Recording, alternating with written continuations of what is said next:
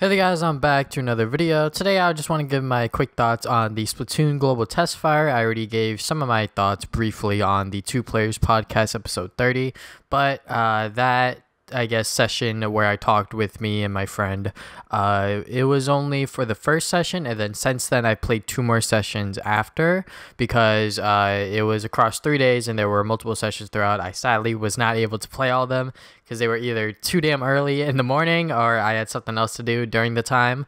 So I played a total of 3 sessions. I had fun with all of them.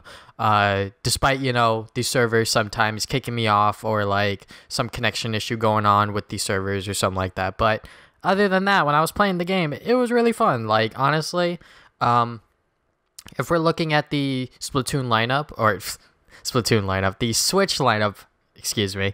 If we're looking at the Switch lineup for the rest of this year, Splatoon is definitely my most excited game for the Switch coming out this year. And the reason being is because of this Global Testfire and the fact that we know a lot about this game. We know that there's going to be a lot of new features, a lot of new guns, new maps, hopefully that there's going to be new modes, just a bunch of new content coming for Splatoon 2 compared to the first game, Splatoon 1. Now, just so you guys know, I don't own Splatoon 1. I have not played that much of it. I played it at a friend's house for a little bit, but I've never owned it or played it on my own, and I know it's a lot of fun. So when this Global Testfire was coming up, I was actually looking on eBay for a copy of it for like a decent price, but obviously I couldn't find it. So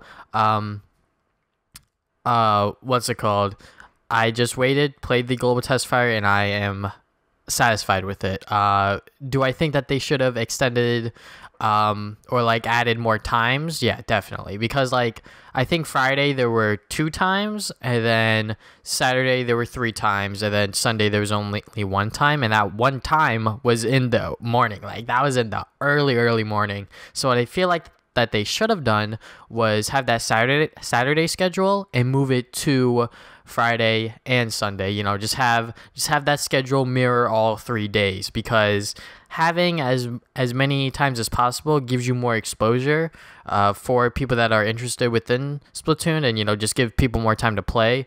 And honestly, I just want this game to come out already, because I've already gotten my taste of it and I just want to play more of it. Like, honestly, like, the game is so fast paced.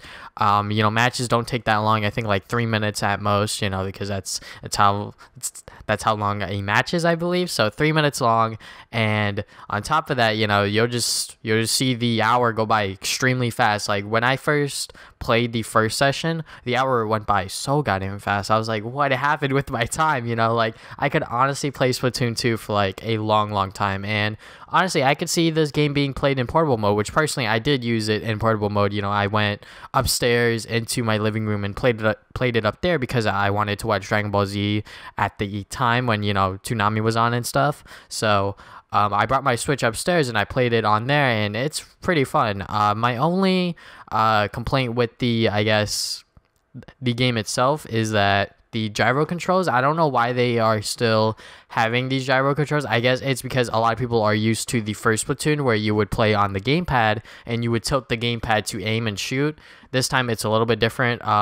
Personally, if I were to recommend you guys on what to do, is to turn those off, especially if you are playing within the portable mode, because if you're playing in portable mode and you got those gyro controls on, you can't aim like that well, because you're going to be moving the Switch itself around, and when you move the Switch around, you move the screen around. So yeah, just like turn that off, and you should be able to aim a lot better. And personally, even when I played on my TV, I turned the gyro controls off because aiming and shooting just felt a lot better, a lot smoother.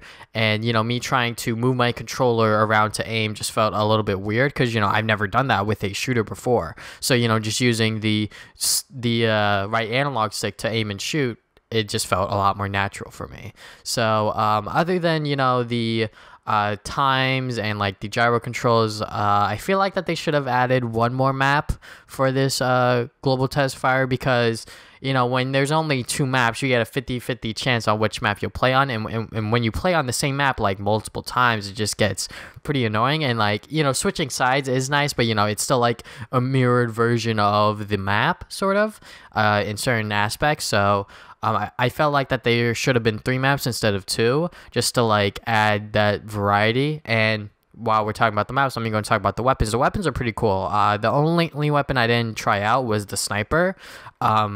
But I love the regular splat gun. The dualies are pretty fun, and the roller, I can see why people use it because it covers a lot of space on the map. So, but my personal favorite is just the regular splat gun because you could toss grenades with that, and I find that to be pretty fun.